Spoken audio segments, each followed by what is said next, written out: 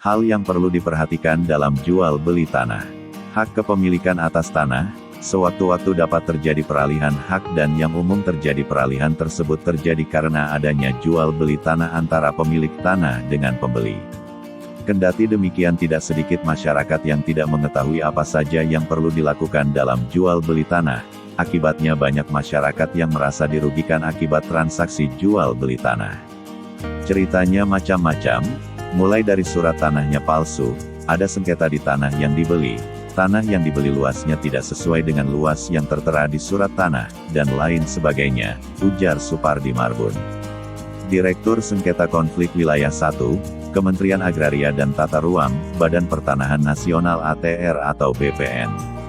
Yang saat itu menjadi pembicara pada acara Hotroom Metro TV yang dibawakan oleh pengacara kondang Hotman Paris Hutapea, Senin tanggal 29 April. Supardi Marbun mengatakan setidaknya ada 5 hal yang perlu dilakukan oleh masyarakat jika ingin jual beli tanah. Yang pertama adalah memastikan keaslian tanda bukti hak atas tanah di kantor pertanahan tempat lokasi tanah Anda berada. Kedua, buatlah akta jual beli tanah atau yang disebut AJB tanah yang dibuat di pejabat pembuat akta tanah PPAT, yang bertugas di wilayah lokasi tanah. Jangan menggunakan PPAT di luar wilayah kewenangan kerjanya.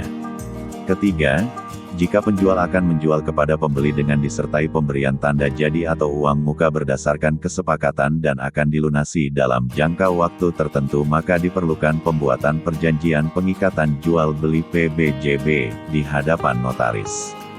Hal ini karena PBJB yang di hadapan notaris merupakan akta otentik yang memiliki kekuatan pembuktian yang sempurna sesuai dengan pasal 1870 KUH Perdata.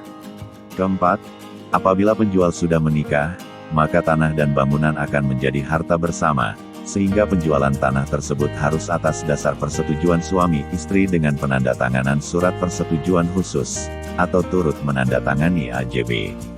Apabila suami atau istri sudah meninggal, dapat dilakukan dengan melampirkan surat keterangan kematian dari kantor kelurahan. Kelima, penjual harus membayar pajak penghasilan PPH, dan pembeli harus membayar bea perolehan hak atas tanah dan bangunan, BPHTB, dengan ketentuan sebagai berikut. Pajak penjual PPH, sama dengan harga jual dikali 2,5%. Pajak pembeli, BPHTB, sama dengan harga jual dikurangi nilai tidak kena pajak kali 5%. Pembeli dan penjual kemudian juga membayar pembuatan AJB di PPAT yang pada umumnya akan ditanggung bersama atau jika kedua belah pihak bersepakat ditanggung oleh salah satu pihak yang nilainya maksimal 1% dari harga transaksi tanah. Lebih lanjut, Supardi berharap kepada masyarakat yang sudah memiliki tanah agar menjaga tanahnya. Menjaga tanah itu ada 2 hal, yaitu menjaga fisik tanahnya agar tidak dikuasai oleh orang lain. Yaitu, dengan memberi patok atau batas tanah dan memanfaatkan tanahnya dengan baik, kemudian menjaga surat-suratnya agar tidak hilang atau dipegang oleh orang lain. Sementara itu terkait maraknya mafia tanah, Supardi Marbun mengatakan saat ini Kementerian ATR BPN sudah melakukan kerjasama dalam MOU dengan Kepolisian RI tentang pemberantasan mafia tanah. Mulai tahun kemarin, Kementerian ATR BPN sudah melakukan banyak hal untuk memberantas mafia tanah. Maka, jika ada masyarakat yang menjadi korban mafia tanah, dapat melaporkan kepada kepolisian, jika ada perbuatan pidana dan hak-hak Anda akan dilindungi.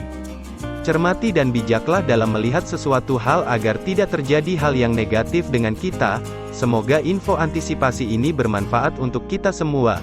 Like, komen, dan subscribe ya teman-teman. Dukungan teman-teman sangat berharga buat saya untuk lebih giat lagi mencari hal yang positif untuk kita share.